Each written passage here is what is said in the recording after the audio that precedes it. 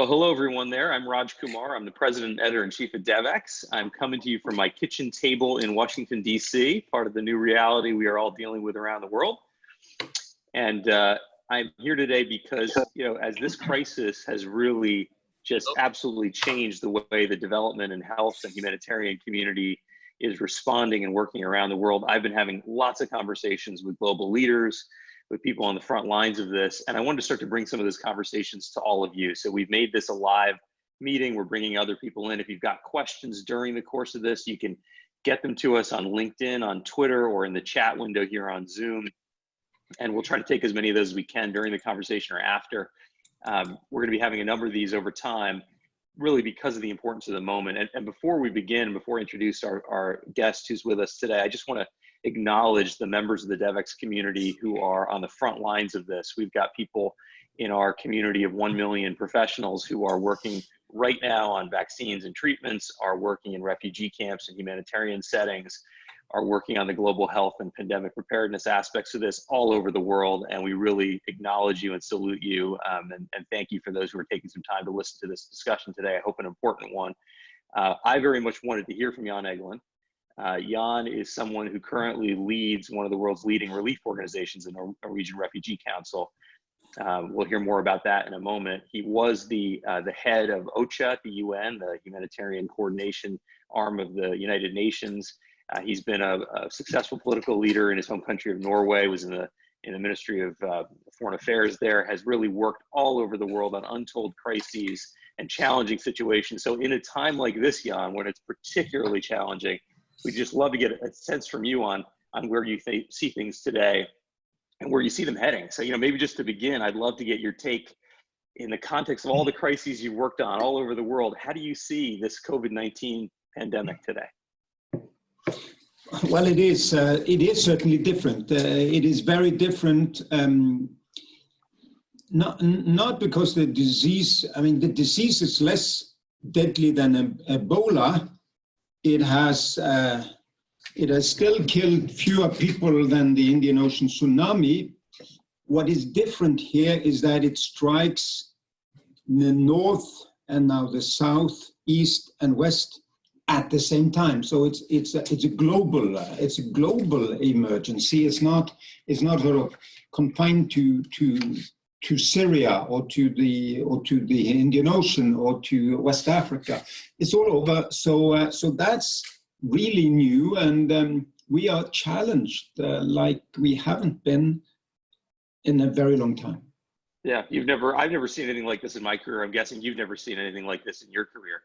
No, like this, no, not at all. I mean, this is like a fantasy, at the same time as I wouldn't say, of course, when we woke up to the Indian Ocean tsunami, we felt intensely overwhelmed, but again, in one region. It's the point that it is all over the world that makes it so unique. And yet, it is all over the world, and it will be coming to more places where it may not be strongly affecting those populations yet. It has begun in mostly advanced economies. Yeah. And so I wonder, and this is one of the questions we're getting from people online, how you think this is going to ultimately impact people in the global south. I mean, there's obviously the developing world is a very diverse array of countries and regions. It's a lot to talk about in one group, but what's your take on what this will actually mean? Because we're hearing many different perspectives about how it might go. Yeah, and those who say with confidence that they know how it will go, I take with a big grain of salt. We do not know how it will go. This is a much more deadly disease in Italy than it was even in China. It is spiraling out of control in the United States. It's under control in South Korea.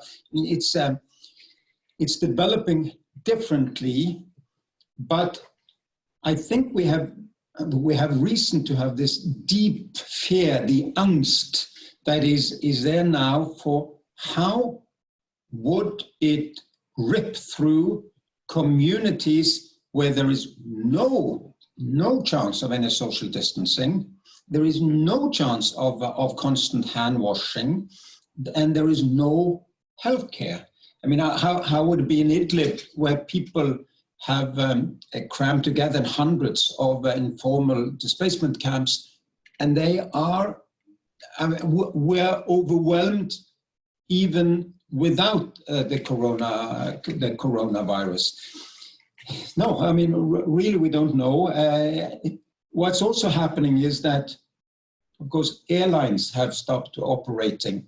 We're cut off in many places from communications, transport to the outside world, at the same time as a lot of restrictions are enacted locally and nationally. And of course, as humanitarians and development actors, we need free movement. I mean, access, unimpeded access is what we live off. Yeah, I want to get into that in a minute. I want to hear more about how you think this is going to affect the way humanitarians operate and some of the kind of organizational challenges they'll present. But just for a moment, staying on this theme of what it might mean in the global south.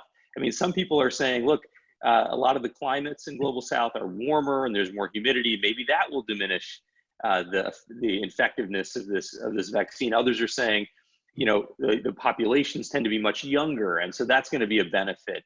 And still others have said to me, well, look, there are many people suffering from respiratory illnesses in these countries who don't get treatment anyway.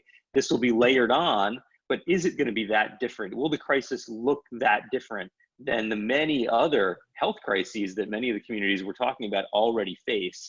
How do you think about some of those questions? Again, we don't know. I mean, we have to prepare for the worst and hope for the best. There could be mitigating factors. Yes, I mean, Africa has, Europe is the oldest continent on Earth, and it is really, really very bad in Italy and Spain, for example, which are two of the oldest populations on Earth. Africa is very young, so that could be a good thing. But listen, the fear that is spreading will in itself lead to a lot of bad things, I fear. I mean, we're already seeing xenophobia in a lot of places. We are seeing, a lot of sort of panicky rumors going around. The probably needed but very harsh lockdowns in India and South Africa and so on is just shows how seriously nations in the South are taking it, and that will have an effect on us. And we can also come back to the fact that it will affect our ability to stay and deliver when we are most needed. Yeah, and a lot of the places where you're delivering, where you've worked your whole career and now at NRC, are places where it seems, as you said, almost impossible to really do social distancing. I know you spoke to our reporter, Amy Lieberman, a couple of weeks ago and talked about this idea of decongestion. You know, are there ways that you're seeing in refugee camps and slum areas where we can actually achieve some measure of social distancing? Yeah, I mean, we're not giving up. I mean, we have 98% of our staff stays and delivers. We are scaling up in many areas, etc. Well, again, it depends. I mean, so we will work with all of our legal aid people to try to secure land for camps where we could put up quarantine tents, where there could be isolation facilities for the sick, quarantine for the most vulnerable. But then again, you have places like in northeast Nigeria where people have crammed together in these very confined spaces, which, I mean, I've been there, you may have been there, it's horrific. The reason it's so crammed is that you go beyond the perimeter, Boko Haram roams. People fled to this place because it was supposed to be safe, and now it could be, it would be a trap. Where the virus will spread very easily. We can, in some places, do decongestion, set up things. We can, in other areas, put up much more hand washing and other facilities. And we can, I hope, assist health partners to be more ready. But it's going to be very tough. Now, let's talk about that response a little. You run a major humanitarian relief organization. I think you have 14,000 staff around the world. How many countries do you operate in? Well, we have country operations that are on average fairly large in about a bit more than 30 countries. And then we have what we call NORCAP, Norwegian capacity. These are experts traveling to help other organizations, including the UN system. We had 800 assignments last year. So we have more than 300 experts on top of the 14,000 staff in the 30 countries. So what's it like to run a major humanitarian organization right now at this moment, where you have existing ongoing crises, Venezuelan refugees, Yemen, the Horn of Africa? You've got all these areas where you already have major activities and crises really in their own right. And now you have this layered on top pandemic. What are the kinds of discussions you're having internally or with your colleagues at other agencies? Give us a sense of what's going on behind the scenes right now. Yeah, it's really nonstop. So I'm talking with my colleagues. I mean, we cannot go on 24/7 for very many months at an end. So it's very intensive, but it's also, in some senses, also rewarding. I spoke to a team in Kabul, Afghanistan, who support operations around in Afghanistan, where we have more than 1,000 field workers. And Afghanistan is now in a deep crisis. There is more violence again.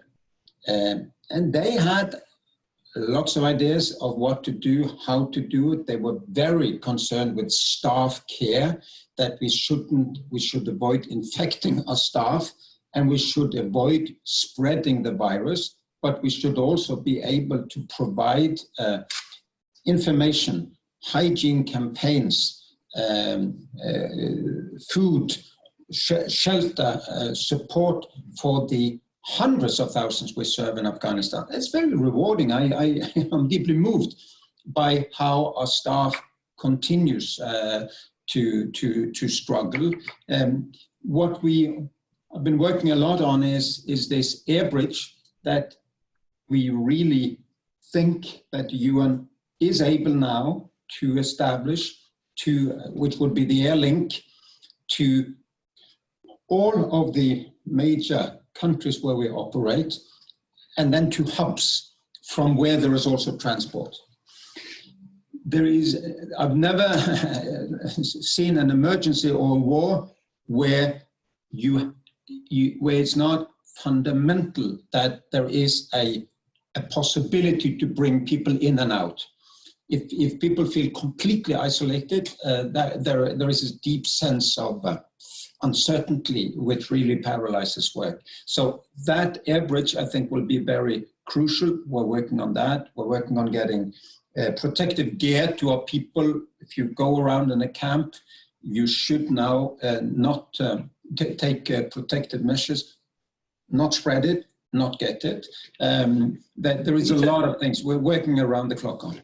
Can you just tell us a little bit more about the air bridge? When do you expect that to be up and running, and who would be able to use it?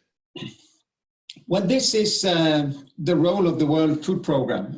World Food Programme is absolutely crucial in providing common services. The money from the Central Emergency Response Fund that I helped set up when I was the Emergency Relief Coordinator under Secretary for Humanitarian Affairs from 2003 to 2006, now ably led by Mark Lowcock, is helping to fund it.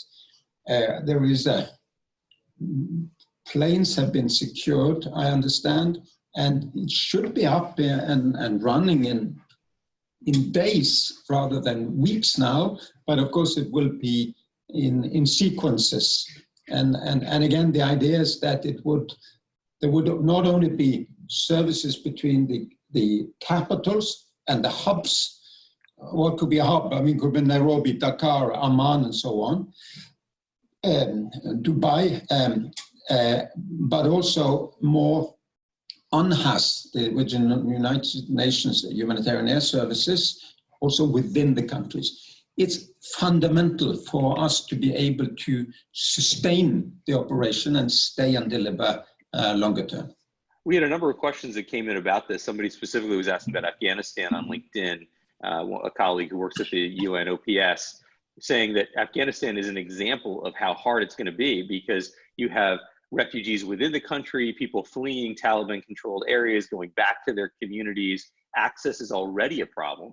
And we had a similar question that came in about the border challenges with Venezuelan refugees coming into Colombia. This idea of humanitarian access is already a big problem that leaders like yourself are trying to negotiate all the time. Tell us a little bit about what's happening on the humanitarian access question now. What are the negotiations like with the overlay of COVID-19? Yeah, I mean, to start with, there was enormous access problems. For example, in Syria, I mean, in and out of Idlib, in and out of the northwest, given all of the front lines and all of the intense tension between Syria and the neighbors, the Security Council resolutions, etc., etc.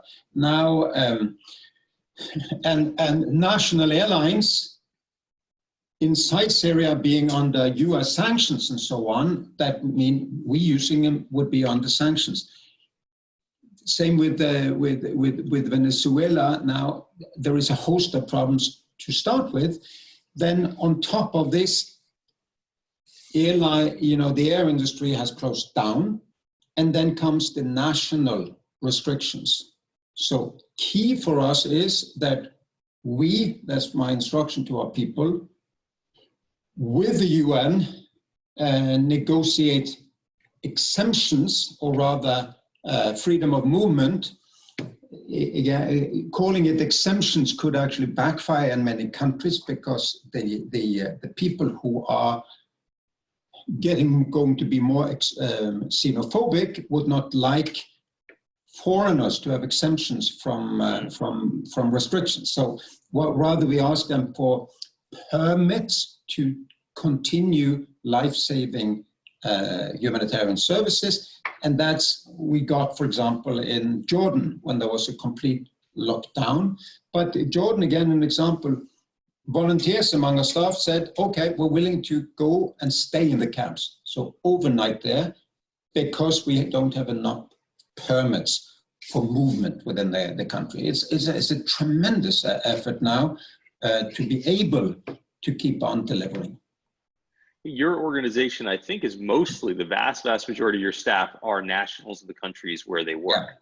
Yeah. Yes. I mean, that has been a trend, right? You've a move to localization across the humanitarian and development sectors, but it's not over. I mean, it's in many cases at the very beginning stages.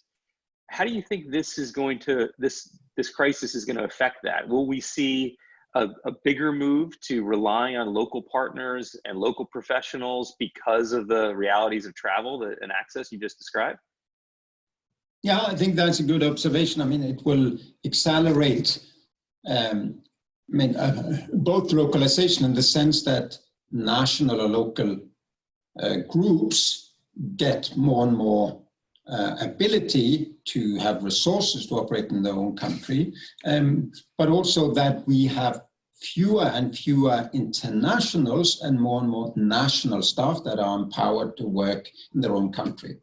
However, I see still, especially when there is crisis, conflict, political tension, and so on, it's important that we have an international nature as well, and we have internationals. They can often, with more authority than the local civil society, tell ministers, tell governments, work for humanitarian principles and so on, defend that than some of the more vulnerable civil society groups. But typically, I mean, Afghanistan, again, for example, I think we may have 20 internationals and 1,200 Afghans undertaking our work, and in other countries it would be more or less like that. In Colombia, we have 3 internationals with several hundred highly qualified national staff. Depends also of the country and the availability of qualified and trained humanitarian staff. What are you hearing from that international core of staff? Because it's a very courageous group of people who go out crisis after crisis, even in Ebola. But this is a little bit different in the sense that the crisis is also affecting maybe their own families back where they live, where they're from. And you talk about personal protective gear. It seems to be hard to get at this point. What are you hearing from your international team or other international humanitarians who have to make a decision about whether they want to go out today? Well, for the international staff, the number one thing is that there is this air link. I mean, it's not a good feeling. I've had that feeling myself. The last plane is leaving and I'm not on it, really. When is my next chance to see my old mother or my fiancé or even my children? So that's why we need that air link up, because also to rotate staff, completely exhausted staff, rotate out at some point, get key personnel in. We may need now more experts on cash distribution. Cash will be king in COVID times, in Corona times, because distributions will be more dangerous for all of the reasons of the infections. So more cash experts to work remote, but also to go there. They need to be able to come in. Those we need to get out must be able to go out. There need to be evacuations and so on. So I think for protective gear, it will be more the national stuff. I mean, we shouldn't now ask people who go back and forth to offices to have face masks. It's a waste of them. It's the people who are having need to have direct contact with people all the time, need to have that protective gear. If we get it, NRC will donate that also to health partners who will do direct care for sick. Are you trying to procure that now? And how has that gone, if you are? We're working on some link to China, and I hope it will get what we tried to get, but everybody's trying to get it at the same time. That's part of how unique this is. It's a global thing. It's not a regional crisis, a tremendous regional crisis. It's a global one. So everybody wanting to have it at the same time, and we hope to get. And if we get, we will share with others. Yeah, you've worked on these issues, pandemic preparedness, for a long time. This is not a new idea that the world could be struck by a flu-like influenza all around the world at once. How do you assess how well we're doing? At the global level, the humanitarian community, the UN agencies, the NGOs, is this what we should see? Or do you think we're behind? Or how do you assess it? Well, the jury is out, really. Of course, we don't have much health work. We're doing water sanitation, shelter, legal aid, education, camp coordination, and livelihoods. And I think we will be able to adapt. What I see is actually that the humanitarian community that is used to stay and deliver in crisis. We're in areas with a lot of terrorist organizations. That's also a very creeping, terrible thing for people to stay and deliver in those contexts. I think we will be able to adapt to the circumstances. Then we need to learn from the Ebola response and others. Remember, what was one of the key lessons from the Ebola response in West Africa? We didn't communicate. We as humanitarian organizations didn't communicate well enough with the affected communities. We came and we told them what was happening and what should happen. We didn't ask them what they thought and what would work and what would not work. So I thought that is one of the things we will be able to do, is communicate to people and say, okay, you have all of these fears and you have all of these needs. How are we doing? What is your advice to us? Yeah, it's a key lesson from Ebola, right? You need that community acceptance to get the access. Yeah. We did a session recently with one of your colleagues from MedAir who was talking about that lesson and how humanitarian organizations I've really learned it, hopefully, for this response. Yeah. You know, what do you think are some of the funding implications? Because running a humanitarian organization, a lot of it's getting the money to do the work you do. You know, some crises make it in the news, some don't. You know, do you think in the end that this is going to become an opportunity to raise more funds for the organization overall, the work you do overall, or will organizations like yours face a financial crunch here, where you see the economy, you know, teetering in a lot of the world, recession, markets are going down? Will donations go down? Are you worried about foreign aid commitments from governments? How do you see the financial picture evolving? Well, it depends on the donors, really. We've had now, I've communicated twice with donors, sent out a letter to our 40 institutional donors, 25 countries, and 15, international organizations that are donors to NRC. And the letter was called "What We Need Now from the Donors." We're responding. What we need now from the donors is the following, and then a number of things: more flexibility, an ability to reallocate funding, personnel to new and possible activities from frozen activities, ability to keep on staff until we can restart those activities like education that is now frozen in many countries completely, be able to do education differently. All of these things is important to get back from the donors. My sense is that the donors are able and willing to be flexible. Some have put it down in writing, some are not. We will push all of them to put it down in writing within the next days. There is same humanitarian money available, plus additional for the COVID response. But I do know that important developmental organizations and also some humanitarian organizations already fear that they will have actually a cash flow crisis and could have a downfall in funding because they have now frozen activities and they have withdrawn staff from such areas. So I feel with them, I think it will be tough. And then finally, I think next year this will be a very difficult year.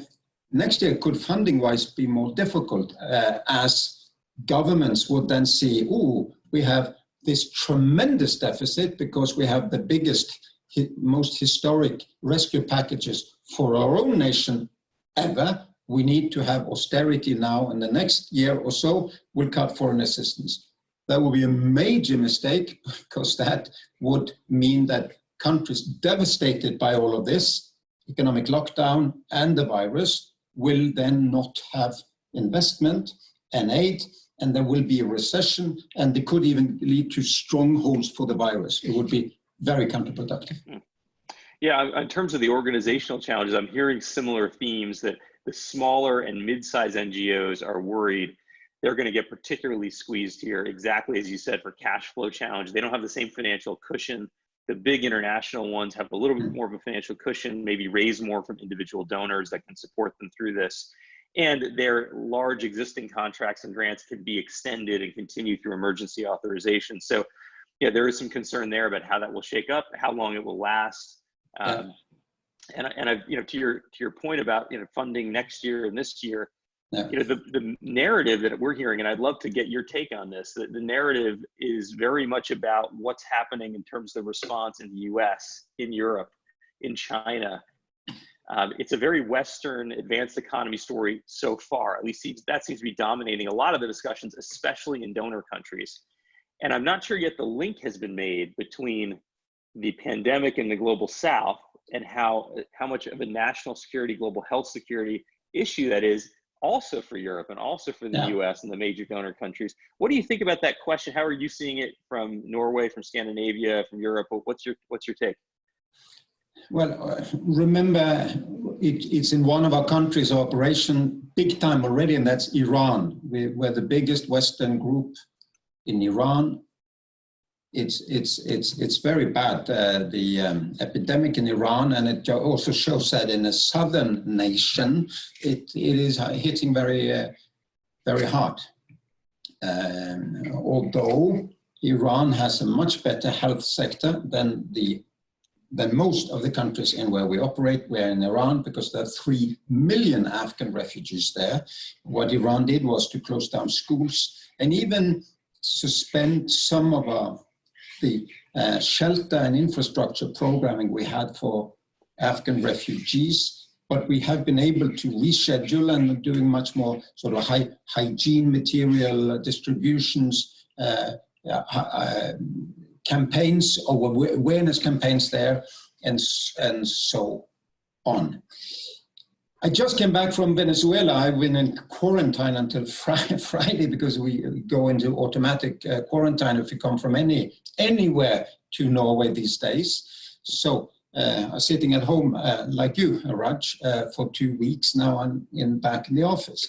Venezuela has a medical sector that is kneeling already. I cannot see how they would be able to cope with a coronavirus that could affect a population that has quite a lot of old people as well. Venezuela is under sanctions. Venezuela has frozen assets. So among the things we need to do now is to say, whatever would the reasons be behind all of these politically motivated sanctions and freezing of etc., this is the time to lift it, just as it's the time of declaring corona virus ceasefires. We have a common enemy. So I hope Venezuela will now have funding and possibilities, and for us to be able to have a free way of working in there. For the US, it would be unwise to not help the response in Venezuela because it's a common Caribbean country. If it thrives on one side of the Caribbean, it will come back to the other side. So again, we're in the same boat here, we're along the same shores. This is when we really act together and lift all of these politically motivated things holding us back. Just a couple more quick things before we close here. You know, we have one question from the audience hearing about your situation in quarantine and now back in the office, that so many organizations are moving to work from home. And you know, how do you see that challenge in terms of organizational culture, running a big international organization? Not everybody can work from home easily. Not every role, you know, allows that to happen. What do you think about that shift that we're all experiencing right now? It's an interesting one, but I was just discussing with my chief of staff who's sitting in the next room there. I mean, we have four floors in this building. We are usually 250 people, and maybe we're now 8 people in the building now. Everybody else working from home. And my impression is we work more or less like earlier. We work like before. Our productivity is more or less the same, although people are much more exhausted. And that's what we need to realize. We cannot continue like this. People have schools are closed as well. So people are very exhausted. They deliver, but they're exhausted. Physically, we can. I mean, it's like this meeting. I mean, I'm sitting here in Oslo, Norway, and I'm speaking to the world in a way. So I think it will speed up tremendously our ability to work online, and that is also good, basically. I think maybe the future will be that we will actually for a long time have maximum half of our staff going to the office, and we will permit.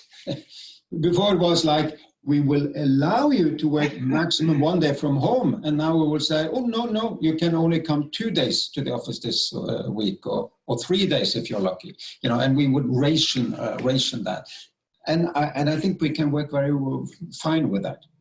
Some people tell me nothing will be the same after this pandemic is over. It's that significant of an event.